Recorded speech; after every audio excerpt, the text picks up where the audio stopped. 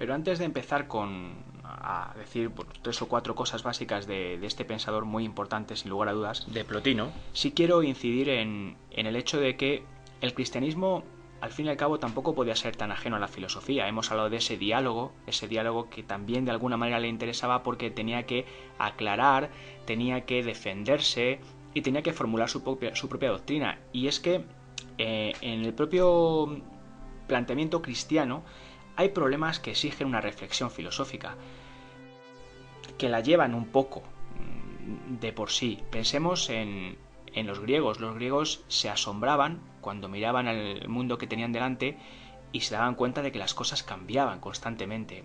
Era el problema de lo uno y lo múltiple, cómo las cosas pueden ser una y la misma, cambiando constantemente. Era el problema de las esencias, de las apariencias, eso que tratamos al principio con Platón y con Sócrates.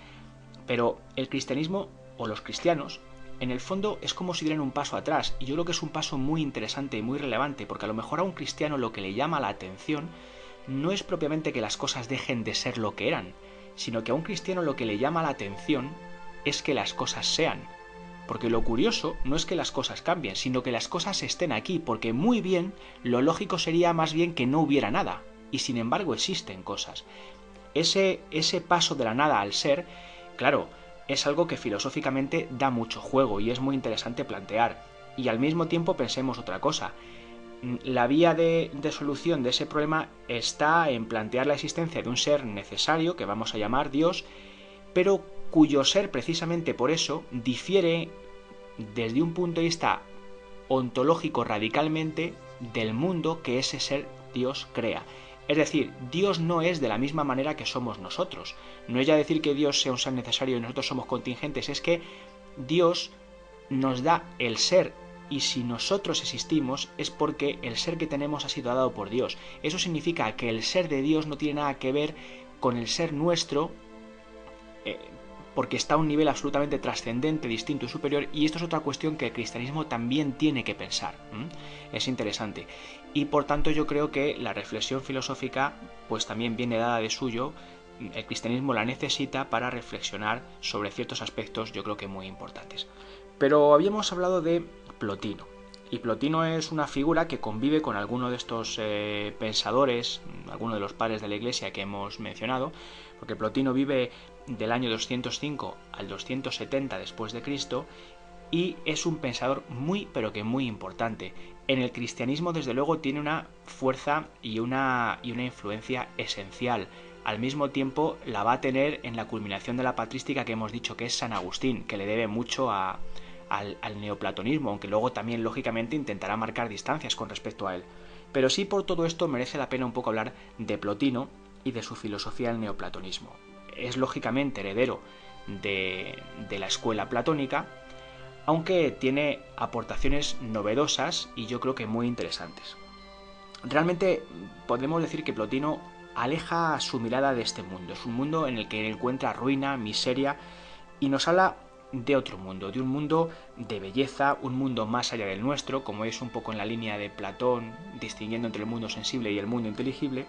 Pero lo realmente destacable de Plotino es la teoría de las emanaciones. Lo que Plotino dice es que en el principio lo que existe es el uno, y el uno, lo que llama el uno, es algo más allá de toda calificación, es algo inefable, más allá de toda comprensión, no puede ser pensado ni concebido por nosotros, es algo más allá de toda comprensión, más allá de toda belleza, más allá de toda verdad.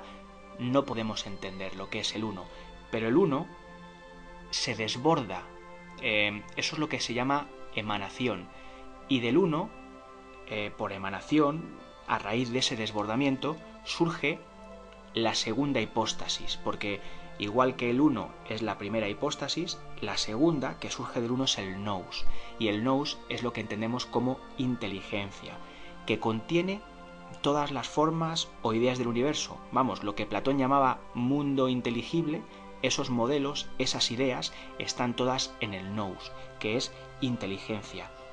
Esa es la segunda hipóstasis. Por emanación del uno, que es la primera hipóstasis, lo que está más allá de toda comprensión, lo que está más allá de toda belleza, de toda categoría, más allá del ser, bueno, pues surgiría por emanaciones, como si ese uno se desborda, surge la segunda hipóstasis, que es el nous, la inteligencia, que engloba dentro de sí a todos los modelos o las ideas, que de alguna manera es lo que Platón entendía como mundo inteligible, están ahí, y del nous emana la tercera hipóstasis, que es el alma. El alma es una realidad bifronte. ¿Qué significa eso? Que es una realidad que por una parte mira hacia arriba, hacia el nous o inteligencia de la que procede, pero por otra parte mira hacia abajo, o sea, hacia la naturaleza. Esta alma de la que estamos hablando, que es el alma del mundo, es un alma cósmica de la que emanan luego todas las almas individuales. Aquí realmente lo que se está definiendo es un proceso gradual. Desde la luz en sentido pleno, digamos que vamos bajando de niveles, como bajando escalas en la jerarquía hacia la oscuridad. Y la oscuridad absoluta es la materia, por decirlo de alguna manera, ¿no? Entonces, al otro extremo del uno, que sería, pues, es que podría decir el ser absoluto, pero es que el uno está más allá de toda calificación y por eso no quiero utilizar esa palabra. Pero al otro, el extremo opuesto del uno, estaría la materia. Plotino utiliza metáforas, porque claro, hablar de esto es una cosa un poco complicada, pero Plotino utiliza metáforas, por ejemplo, dice que el uno es como si fuera un árbol con un tronco único, pero del que luego van a surgir ramas diferentes, hojas, etc. Y también pone muchas veces el ejemplo de la luz. La luz en sentido, y que es una metáfora por otra parte muy platónica, recordad que Platón identificaba al sol con la idea de bien. Plotino pone el ejemplo de la luz como punto de referencia y a partir de ahí, digamos que cuanto más nos vamos alejando de la luz, pues todo lo que va apareciendo es como si se pudiera percibir peor, como si estuviera más lejos de la verdad, como si estuviera más lejos de la realidad. De esa manera, bueno, pues lo que está más lejos de la luz va perdiendo realidad, va perdiendo razón de ser y en cierto modo se va acercando al no ser.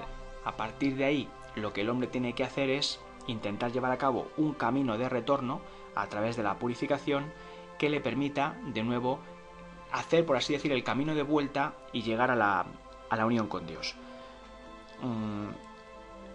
Plotino intenta de alguna forma conciliar lo que es la creación con la eternidad del mundo, pero eso es muy complicado. De hecho, él la fórmula que utiliza, bueno, pues realmente es esto de emanación, que significa que es como si Dios se desbordara, pero ahí no queda, Dios, he dicho Dios, no, como si el uno se desbordara, pero ahí no queda lugar para la libertad, es decir, que esa emanación no es fruto de un acto libre por parte de, si queremos llamarlo así, llamémosle Dios, y esta es una de las cosas en las que San Agustín intentará marcar distancia con respecto al neoplatonismo. Pensemos, como os decía, que el neoplatonismo ha ejercido una influencia muy grande en el cristianismo y de hecho esta teoría de las emanaciones, de las tres hipóstasis, el uno, el nous, el alma del mundo, pues tiene mucho que ver con la Trinidad cristiana, Padre, Hijo y Espíritu Santo. Yo creo que sí realmente hay una relación ahí clara y en ese sentido pues es innegable la influencia del neoplatonismo en el pensamiento cristiano. Esta forma de ver las cosas de Plotino y del neoplatonismo en general es un pensamiento muy rico, es una filosofía muy rica que va a tener su continuación en varias escuelas. Por ejemplo, la escuela de Alejandría, cuyo principal representante es Hipatia, que bueno, pues todos conocéis, está muy de moda ahora, ¿no? Por la película y todo esto. Hipatia de Alejandría, representante del neoplatonismo y que es prácticamente contemporánea de San Agustín. Luego está también la escuela siria y ahí destaca Jámblico, por ejemplo. En la escuela de Pérgamo tenemos otro emperador que es Juliano el Apóstata, que vive entre el 322 y 363, un poquito anterior. Y luego uno de los principales representantes del neoplatonismo, quizá o mejor dicho, de los seguidores de Plotino, quizá el más representativo, pues pueda ser Proclo, que es de la escuela neoplatónica de Atenas y que vive entre el 410 y el 485. Y lo que está claro es que ya nos estamos acercando, ya estamos en fechas de llegar a ese punto de referencia que nos interesa muchísimo a todos y que es pues San Agustín. San Agustín, que es este filósofo cristiano platónico, neoplatónico, que tenemos que tocar un poquito más despacio porque la riqueza de su pensamiento así lo exige. Si pues, San Agustín, que vive entre el 354 y el 430 después de Cristo, y que nos deja muy claro qué es lo que a él realmente le interesa cuando afirma que su pretensión fundamental es tratar de Dios y del alma. Nada más en el sentido de que ahí se contiene todo. Dios y el alma. Y por eso podemos dividir lo que vamos a hablar de San Agustín por una parte en este primer punto que sería Dios, en ese segundo punto que sería el alma, que tendría que ver con la filosofía del espíritu, y en tercer lugar con algo que de una manera bastante novedosa San Agustín trata, que es la filosofía de la historia, es decir, la acción de ese espíritu que es el hombre a lo largo de la historia. Entonces, esos tres puntos, Dios, filosofía del espíritu y filosofía de la historia, son un poco los que podemos tratar. Para San Agustín, sin amor no hay conocimiento. Si llegamos a la verdad, tiene que ser por la caridad. ¿Y eso qué significa? Que la raíz de su pensamiento es la religión. O sea, la religión es la que pone en marcha a la filosofía. Sin embargo, esta fe, que es al fin y al cabo la que va a poner en marcha la filosofía, es una fe que busca comprender. No quiere quedarse solamente en la mera creencia, busca comprender. Las relaciones entre fe y razón en San Agustín no son fáciles de explicar ni de limitar, pero podemos más o menos decir lo siguiente. A ver, San Agustín en su vida buscó mucho de joven el camino verdadero, y en ese sentido para él podemos decir que la razón, en primer lugar, te hace llegar a la fe. Pero la fe es de verdad el punto de referencia, es la que te va a poner en el camino correcto, la que te va a dar la verdadera sabiduría. Por eso San Agustín puede decir, creo para comprender. Ahora, una vez que la fe es la que te pone en el camino adecuado para alcanzar el conocimiento y la verdad, cosa que antes, si no, no era posible, una vez que eso ha ocurrido, la razón también va a poder aclarar aquellas cuestiones que sea necesario aclarar, y por eso también puede decir comprendo para creer. En cualquier caso, estableciendo un poco estos tres momentos que hemos dicho, a ver, la búsqueda del hombre lleva a la fe, pero la fe es el camino correcto, el adecuado, el que te pone en disposición de alcanzar la verdad. Y una vez que la fe nos pone en disposición de alcanzar la verdad, pues luego la razón podrá aclarar esa verdad que ahora ya tenemos y aclararla con más fiabilidad. Así pues puede decir creo para comprender y entiendo para creer. No obstante, decía, San Agustín no acaba de delimitar o de separar con claridad la fe y la razón. No se ve, por ejemplo, esa separación clara como luego puede ocurrir en Tomás de Aquino, que aunque fe y razón nos lleven al final a la misma solución, sí que se ve claramente que son dos caminos distintos. Aquí en San Agustín no se aprecia esa distinción. San Agustín no distingue claramente entre fe y razón. Ambas colaboran, las dos colaboran para alcanzar la única verdad que es Dios para un cristiano. De tal forma que no olvidemos estos tres puntos, lo voy a repetir, aunque bueno, sé insistir un poco, pero las cosas importantes de los filósofos importantes hay que repetirlas, y entonces vamos a ello. En primer lugar, y esto también se corresponde un poco con la experiencia personal de San Agustín, la razón nos convence de que la solución definitiva es la fe. A partir de ahí estamos en el camino correcto. La fe orienta e ilumina a la razón. Creo para comprender. Y en el tercer paso, la razón ya puede solucionar, o más que solucionar, puede justificar o explicar algunas cuestiones relacionadas con la fe y que lo necesiten o que sea necesario, y de ahí que también pueda decir comprendo para creer. Aunque ahí están los tres puntos, aunque repito que no se da una separación clara o una delimitación clara en San Agustín entre fe y razón. Eso por un lado. San Agustín es un filósofo, como hemos dicho, claramente influido por el platonismo o por el neoplatonismo, pero bueno, lo que él hace es partir desde el interior. Sí es verdad que la dialéctica de San Agustín es una dialéctica de la confesión. Partimos de de las cosas, pero desde ellas nos vamos a elevar inmediatamente al alma. Y desde el alma, ahí en esa interioridad del alma, vamos a ser capaces de llegar hasta la luz que es Dios. El hombre está hecho a imagen y semejanza de Dios, y por eso el hombre puede encontrar dentro de sí mismo, como en un espejo, a Dios, dentro de su intimidad. Es decir, ese ir hacia el interior es fundamental en San Agustín. En esa intimidad es donde vamos a encontrar a Dios, donde vamos a encontrar la verdad. Por eso, para San Agustín, alejarse de Dios es como vaciarse, es como si uno estuviera huyendo de sí mismo. Y ese concepto y esa idea es muy interesante. Vamos a encontrar a Dios en nuestro interior porque además el hombre es susceptible de recibir una iluminación divina. Iluminación, un término que claramente también tiene referencias platónicas, recordemos la luz, el sol, la idea de bien, y esa iluminación que vamos a recibir es lo que nos va a permitir alcanzar un conocimiento de Dios en sentido pleno. De tal forma que conviene que tengamos muy presente esta idea de que San Agustín lo que hace es decir que no tenemos que ir fuera de nosotros, que donde tenemos que encontrar la verdad es en nuestro interior. Ahí es donde tenemos que ir, a nuestro interior.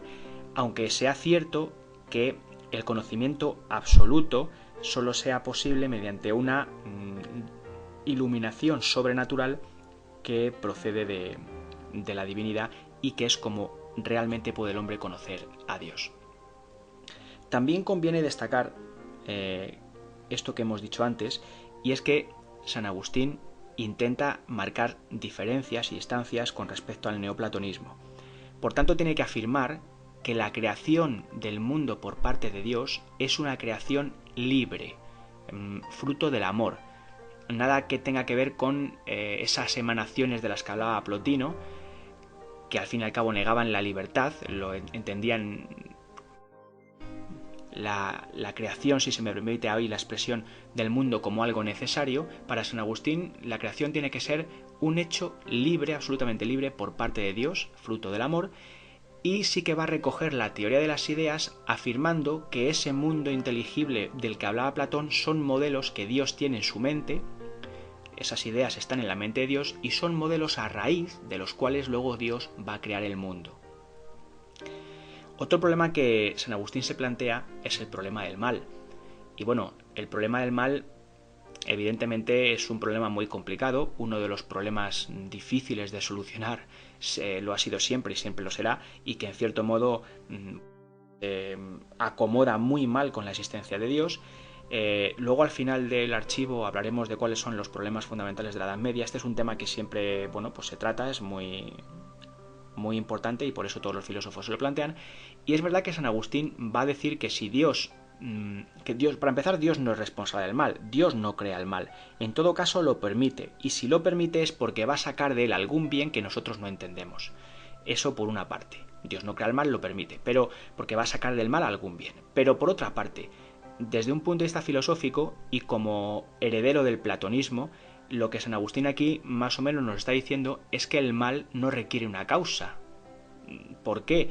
Porque si el ser es el bien, como la tradición platónica establece, la luz, como puede decir Plotino, llamémoslo como queramos, si el bien es el ser, evidentemente el mal es el no ser.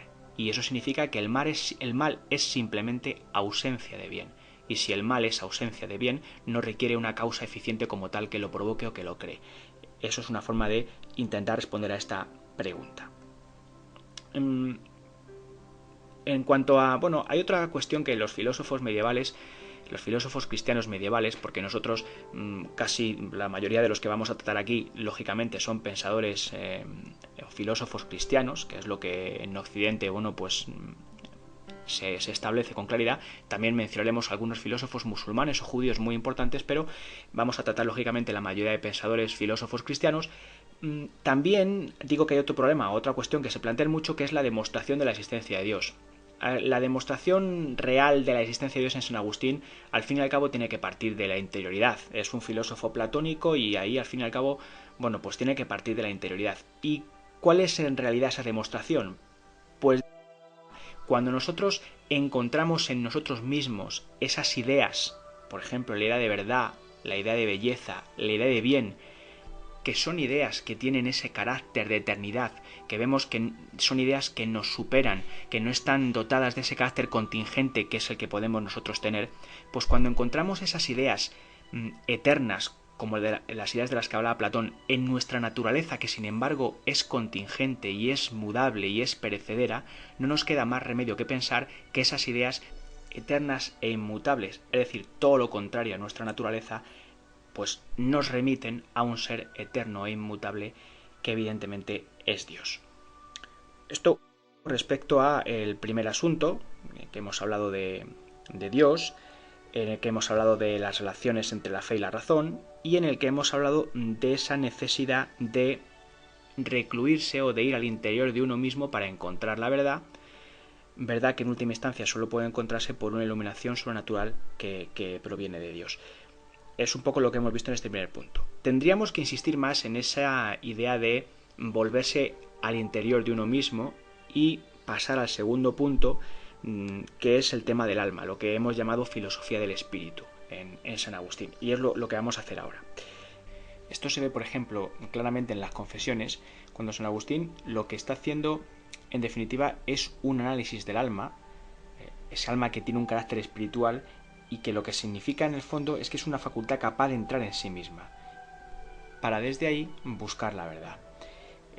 San Agustín es platónico y en esa medida sostiene una visión dualista del hombre, es decir, una cierta diferenciación clara entre alma y cuerpo.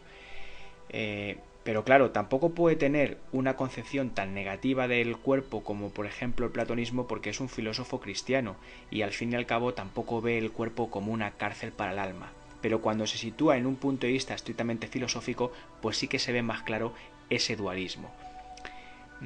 Hay una jerarquía en la concepción de la realidad de San Agustín. En ese orden de jerarquía está Dios en primer lugar, las almas en segundo lugar y los cuerpos en tercer lugar. Lo cierto es que el hombre ocupa una posición intermedia, porque por una parte es un ser racional, pero tiene también otra dimensión animal, aunque lo que de verdad importa es que el hombre está hecho imagen y semejanza de Dios en la medida en que es una mente y un espíritu. El alma, para San Agustín, tiene tres capacidades muy importantes: es inteligencia, memoria y voluntad. Y estas tres capacidades San Agustín las hace corresponder o las identifica con la Trinidad. Así pues, en el alma tenemos tres facultades que son inteligencia, memoria y voluntad. En el alma, San Agustín encuentra con meridiana claridad una evidencia íntima del yo y hace afirmaciones pues muy similares a las que luego vamos a encontrar, por ejemplo, en Descartes. San Agustín no dice exactamente pienso luego existo, pero sí que dice si me engaño existo, y en ese sentido también encuentra pues en esa interioridad una evidencia íntima del yo, repito, que se le aparece como indudable, porque yo me puedo engañar, pero si me engaño, en ese sentido tengo que existir, y aquí tenemos que considerar a San Agustín como un precedente claro de Descartes en ese contexto. Establece el filósofo cristiano pues también que en el hombre hay una razón natural, una capacidad natural para conocer las cosas racionalmente, que en última instancia viene de Dios, pero que está ahí, y que es una ratio que él llama ratio inferior y que nos permite conocer las cosas, que nos permite conocer nuestra propia alma y a Dios de manera indirecta. Pero esa ratio inferior se transforma en ratio superior en la medida en que podemos recibir una iluminación sobrenatural por parte de Dios y elevarse esa ratio superior al conocimiento de las cosas eternas. Importantes estas afirmaciones, tener en cuenta, ya habéis visto cómo San Agustín es también un precedente de Descartes cuando afirma si me engaño existo, encontrando la evidencia íntima del yo, lo que no ocurre con el testimonio de los sentidos, que siempre al fin y al cabo puede ser dudoso. Y bueno, pues esa concepción intermedia del hombre, esa concepción de dualista del hombre, alma y cuerpo, pero lo importante es que el hombre es imagen y semejanza de Dios, dotado de una razón natural, una ratio inferior capaz que nos permite conocer las cosas de este mundo, que cuando recibimos la iluminación de Dios se transforma en razón superior que es capaz de elevarnos al conocimiento de las cosas eternas. Bueno, pues ¿cuál es el origen? Nos queda por contestar una pregunta. ¿Cuál es el origen del alma para San Agustín? Bueno, aquí se debate entre dos posibilidades. O el generacionismo, que significa que el alma pasa de padres a hijos, o el creacionismo. En principio yo pienso que a San Agustín la que más le convence es el creacionismo, pero tiene un problema. ¿Cómo explicar entonces el pecado original? ¿Cómo explicar entonces que el pecado original, desde que se produce, pues compete o pasa o se transmite a todos los hombres? Por eso se inclina por el generacionismo, pero parece que esta teoría no le acaba de convencer, aunque sería una buena forma de explicar cómo el pecado original pues nos acaba influyendo, afectando, mejor dicho, a todos, que el alma pasara de padres a hijos por el generacionismo, pero digo que esta teoría no le acaba de convencer de todo y tampoco rechaza con claridad explícita el creacionismo. Y entonces estaríamos un poco ya en disposición de tratar el tercer punto, porque el primero recordad que era el tema de Dios, el segundo el alma, la filosofía del espíritu, que llegaría hasta aquí, y estaríamos en disposición de empezar a atacar el tercer punto, que sería pues el hombre en el mundo, y si queréis la actuación del hombre en el mundo, y en ese sentido la filosofía de la historia, que es lo que nos quedaría por tratar aquí. En cuanto que empezamos a hablar del hombre en el mundo, tenemos que tratar, o estamos tratando lógicamente, el tema de la acción, del comportamiento del hombre, y esto nos remite a la moral. Y si hablamos de la moral, en San Agustín tenemos que hablar del pecado original, tenemos que hablar de conceptos como la gracia divina, relación con la naturaleza del hombre, la predestinación, por supuesto la libertad. Son cuestiones que no podemos tratar con detenimiento, pero sí podemos mencionar para intentar por lo menos dar una visión un poco general de este asunto. Tal vez convenga empezar distinguiendo que, bueno, pues en San Agustín, entre libertad y libre albedrío. La libertad es el anhelo que tenemos hacia el bien, o sea, es el anhelo del amor al bien. Pero esa libertad la hemos perdido a raíz del pecado original. Y de otra parte tenemos el libre albedrío. El libre albedrío es esa capacidad de decidir libremente. Es una capacidad que también está debilitada y que, dicho sea de paso, que está debilitada a raíz del pecado original y que entonces nos pone en una situación de fragilidad con referencia al mal. Nos pone en disposición de pecar. Por esa razón es absolutamente necesaria la gracia divina, que es un don, para salvarse. Y en esa medida se salvarían los predestinados a ello por recibir esa gracia de Dios, sin la cual nosotros no podemos salvarnos por nuestros propios medios. Lo cierto es que al fin y al cabo hay que comprender que este planteamiento pues deja en un lugar bastante frágil la libertad humana, porque para salvarse es necesaria la gracia divina, porque por nuestros medios no podemos salvarnos, y eso hizo que, por ejemplo, pues pensadores como Pelagio se opusieran a la doctrina de San Agustín y crearan una herejía llamada pelagianismo, según la cual nosotros podíamos salvarnos sin necesidad de la gracia divina. San Agustín no está negando que seamos libres, pero también es verdad que de lo que dice se deduce que por nosotros mismos no podemos salvarnos y que al fin y al cabo los que se salvan están predestinados a ellos porque están predestinados a recibir ese don que es la gracia divina. En cualquier caso, lo que sí afirma nuestro pensador es que en los seres humanos, igual que tenemos una razón natural que nos permite conocer, pues también tenemos una especie de conciencia moral. Una conciencia moral que es en el fondo una ley natural reflejo de la ley divina que existe en el universo. Esa ley natural, como el propio nombre dice, está en nuestra propia naturaleza y podemos conocerla con cierta facilidad para que nos indique el camino. La cuestión es que no basta solo con conocerla, también hay que quererla. Y quererla significa que la voluntad tiene que desear seguirla. Y en ese contexto, San Agustín dice que para ello es necesario que el alma se deje llevar y su capacidad, que es la voluntad, se deje llevar por una fuerza absolutamente esencial que es el amor. El amor es capaz de determinar a la voluntad y de hacer que quiera esa ley natural, pero es un amor que es lo que él llama el amor bueno y que identifica con la caridad. Por eso San Agustín puede decir, como base de su ética, ama y haz lo que quieras. Y aquí un poco, bueno, pues damos una visión general de todo este asunto. Lo cierto es que el comportamiento, la actuación del hombre nos remite también a la filosofía del Estado y de la historia, porque el hombre desarrolla su comportamiento, desarrolla su actividad con el paso del tiempo y a lo largo de la historia. Y en San Agustín, la filosofía del Estado y de la historia también dependen de Dios. Pensemos por un momento que la situación en la que vive es una situación convulsa y confusa. Roma cae, los godos de Alarico, bueno, pues entran a saco en Roma. Parece que todo el orden de cosas se está derrumbando y el paganismo culpa al cristianismo de esta situación. Se supone que si Roma ha caído ha sido porque se ha abandonado la antigua religión y entonces los cristianos y el cristianismo son responsables de esta situación. Contra esta afirmación por parte del paganismo y contra los paganos en general, San Agustín escribe una obra muy importante, fundamental, que es La ciudad de Dios.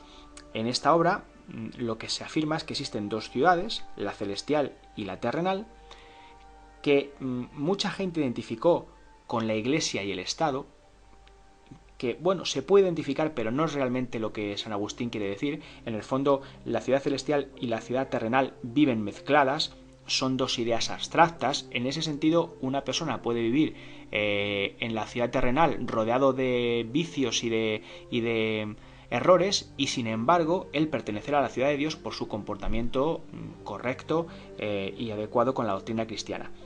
Pero sí es verdad que, bueno, se puede interpretar como la relación entre la Iglesia y el Estado, y San Agustín claramente lo que nos va a decir es que el Estado debe someterse a la Iglesia y debe someterse, si quiere, su parte en la ciudad de Dios.